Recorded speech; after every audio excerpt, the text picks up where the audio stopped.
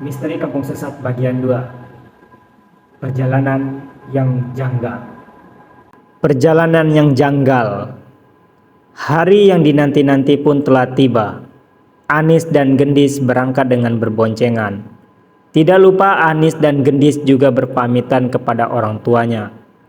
Dan karena tidak tahu menahu soal kampung tersebut, orang tua Gendis dan Anis memperbolehkan mereka secara baik-baik. Sedangkan Andi pergi dengan motornya. Soal Rio jangan ditanyakan karena rumahnya tetanggaan dengan rumahnya Ferry. Oke, semua sudah mempersiapkan bekal masing-masing. Kan mumpung masih di sini. Perlengkapan yang kurang bisa dibawa? Tanya Rio kepada Andi, Gendis, Anis, dan Ferry. Udah enggak sih kayaknya. Kalau aku sudah lengkap sama Anis. Jawab Gendis yang yakin bahwa sudah membawa semua hal yang dibutuhkan saat di sana. Oke, langsung aja kita berangkat guys. Udah gak sabar gue pengen sampai kampung itu. Toh kita sudah lama banget tidak healing. Pungkas Gendis dengan semangat. Sepanjang perjalanan pun tidak ada hal yang aneh dan lancar-lancar saja. Sebelum mobil mereka menabrak sesuatu di jalan saat sudah di setengah perjalanan. Bruk! Suara rem mobil yang berdecit dan sesuatu yang telah mereka tabrak. Aduh, kamu kenapa sih, Fer? Lagi enak-enak tidur malah ngerem mendadak gitu. Tanya Andi dengan kesal. Iya nih Ferry, sampai kepalaku puyeng nih, kejedot kursi mobilmu, tambah Gendis. Bentar guys, kayaknya tadi aku nabrak kucing deh. Tapi nggak tahu, jawab Ferry dengan takut. Bentar-bentar, aku keluar dulu buat ngecek keadaan di luar. Ferry, Fer, yuk temanin. Kemudian Rio dan Ferry pun keluar untuk melihat apa yang sebenarnya terjadi. Aduh, benar kan gua nabrak kucing hitam, gerutu Ferry seakan menyesal karena dia tidak hati-hati. Memangnya kenapa kalau kucing hitam, Fer? Tanya Rio. Kata orang zaman dulu, orang yang nabrak kucing hitam lalu dibiarin gak dikubur akan mendapatkan sial yo, jawab Ferry. Wah, kamu masih percaya dengan hal begituan? Udahlah, buang aja ke pinggir jalan terus lanjutin perjalanan kita mumpung belum sore, balas Rio. Tapi aku takut yo, entar kita dapet sial karena nggak nguburin kucing itu.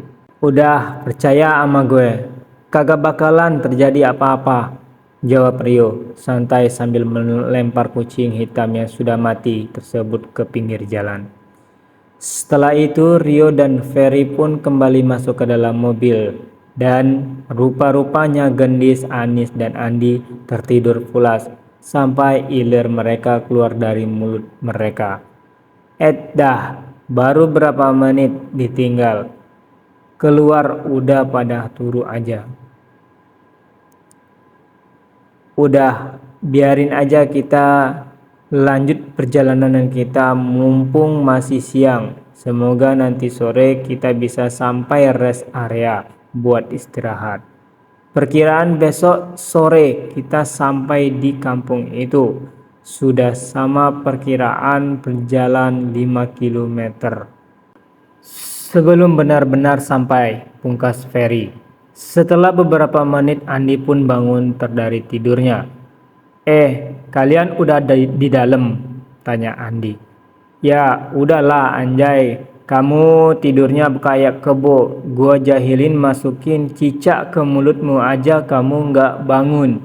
Jawab Rio dengan terkekeh. Lu jangan main-main.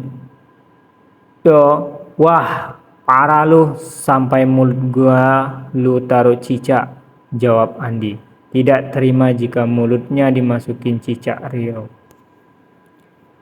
WK. Bercanda kali ini. Masa gua tega masukin cicak di mulut lo? Yang ada entar malah lo Ceramahin gua, hahaha, balas Rio seakan tidak mau kalah.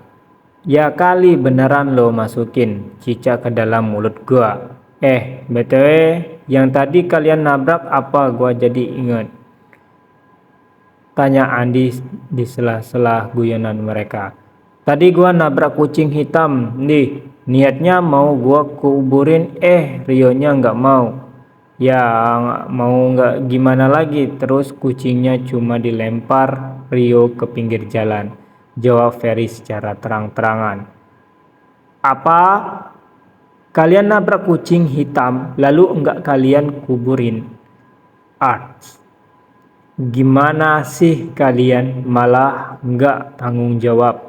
Aduh kok perjalanan kita jadi kayak gini, guru tuh Andi. Karena kesal dengan sikap Rio dan Ferry yang tidak menguburkan terlebih dahulu kucing tersebut, lu kenapa sih Indi malah nyalahin kita berdua? Kan salah kucing yang sembarangan nyebrang jalan, bukan salah kita, jawab Rio. Gua bukan nyalahin lu berdua juga, kucingnya juga nggak salah. Tapi jika kita nabrak kucing hitam akan ada pertanda buruk, apalagi kucingnya nggak dikubur secara layak, tegas Andi. Tadi gua udah bilang begitu nih ke Rio, cuma Rio nggak percaya sama gua, malah main lempar aja tuh kucing. Alah, kalian terlalu percaya sama hal gituan, padahal hanyalah cerita mitos zaman dahulu dan itu nggak nyata, jawab Rio. Wah, parah lu yo. Udah jelas-jelas salah malah ninggalin tanggung jawab kayak gitu, pungkas Andi. Ini ada apa sih ribut-ribut gangguin orang tidur aja, guru tuh Anis yang baru saja bangun. Ini loh nih, si Rio sama Ferry nggak kasih tahu bahwa mereka sudah nabrak kucing hitam. Ditambah kucing itu nggak dikuburin, cuma dilempar ke pinggir jalan, jawab Andi menjelaskan. Apa? Kok kalian bisa sembrono itu sih? Mana itu kucing hitam lagi? Gua takut kata orang tua gua kalau nabrak kucing hitam yang akan mendapatkan hal yang sial, jawab Anis yang tidak kalah kagetnya dengan Andi. Halah, udah aku jelasin, hal-hal begituan itu nggak ada, itu cuma mitos. Udah deh, jangan bikin aku emosi, ucap Rio sambil menahan emosi. Sudah, kita berdoa saja semoga tidak terjadi apa-apa. Sekarang kita cari musola atau masjid dulu buat sholat asar, udah jam 15.30. Udah hampir jam 4, jawab Ferry menengahi mereka yang masih bertengkar. Kemudian mereka pun berhenti di sebuah masjid untuk menunaikan ibadah sholat asar, berbeda dengan Rio yang memilih untuk menunggu mereka di mobil. Karena kebiasaannya yang sudah sering meninggalkan sholat, orang tuanya kerja di luar kota sehingga Rio jarang bertemu orang tuanya. Juga Rio sangat jarang diperhatikan keluarga mereka. Rio hanya hidup dengan asisten rumah tangganya yang bernama Mbok Yem. Bagi Rio, Mbok Yem sudah dianggap ibunya sendiri, melebihi ibu kandungnya. Juga seorang pria bernama Pak Jono, seorang tukang kebun yang sering dibantu oleh Rio. Sebenarnya Rio orang baik, tetapi keadaan yang sangat jarang mendapat kasih sayang orang tua dan kurangnya didikan dalam agama, sehingga Rio menjadi remaja yang lumayan jauh dari agama. Kemudian setelah menunaikan kewajiban sholatnya, mereka kembali melanjutkan perjalanan yang masih panjang. Waktu sudah menunjukkan pukul 18.00 dan mereka kembali menunaikan sholat maghrib. Seperti tadi, Rio juga hanya menunggu mereka di mobil Ferry tersebut. Setelah itu mereka melanjutkan kembali perjalanan mereka. Halo guys, terus stay ya dengan karya-karyaku, semoga kalian terhibur.